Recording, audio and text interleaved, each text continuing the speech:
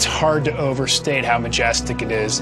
You can understand what it was about this valley that John Muir saw and Teddy Roosevelt saw when they came through here that made it so imperative that they preserve it. I mean, it's really a spectacular place.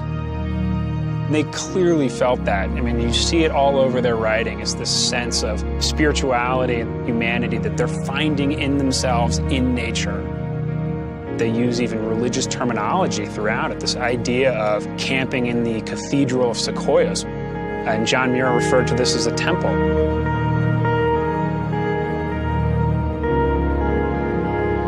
I don't think it's a coincidence that the great heirlooms of our country are the national parks. I think it's very much tied to the personality and the culture of America, that we do value these places.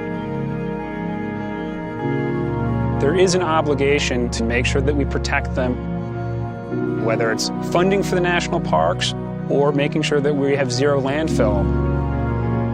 The Zero Landfill Initiative, Subaru working with the National Park Service, bringing their expertise to an organization whose expertise doesn't lie in recycling. These are all part of the bigger picture of protecting these parks.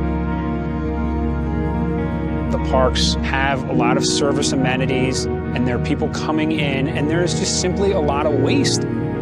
What they did with this waste and how it got recycled is a very real problem.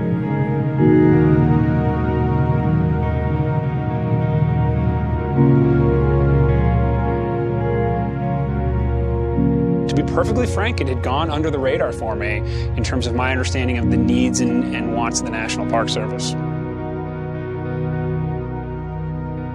A little more than 100 years ago, a handful of people got together and had the foresight to recognize the park's value for the generations to come. We don't have crown jewels, but we do have the national parks. And that's a really powerful thing for our country to have. And I think we all have an obligation to protect that heirloom. We're really just the carriers of it for this time period.